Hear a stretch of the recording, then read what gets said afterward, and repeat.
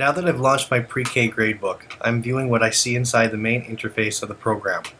This is what the screen looks like each time I successfully log in. In the top left corner of the interface, you will see the individual sections for each of the 4 domains that make up a child's holistic development. Notice that each domain appears only once as a section. This is because my test or mock gradebook is set up assuming I am only teaching one pre-K class.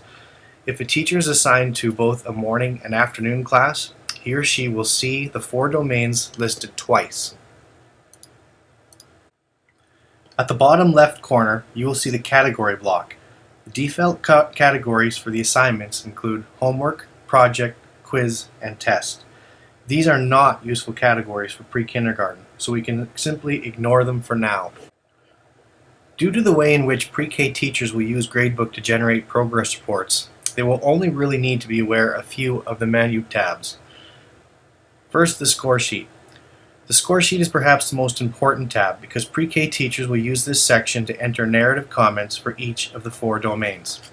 When I click on the physical development domain, for an example, you will see that my class roster appears. I have 1 student in my class, Mickey Mouse.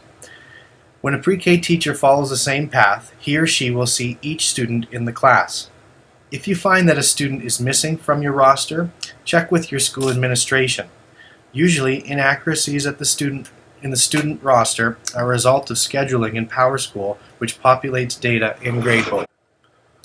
The Student Info tab is also very useful. This section of Gradebook provides basic demographic information about all of my students. Lastly, the Reports tab brings you to a page that allows a teacher to create useful reports. I will cover this feature in another video found in this module. If we navigate back to the Score Sheet tab, you will see a drop-down menu that enables you to select a reporting term. The selected term is vitally important in Gradebook. Remember that pre-K teachers complete a progress report twice per year, typically at the end of January or beginning of February, and then again in June. Pre-K teachers will have to make sure that T1 is selected when inputting comments for the first reporting term, and that T2 is selected when inputting comments for the second reporting term.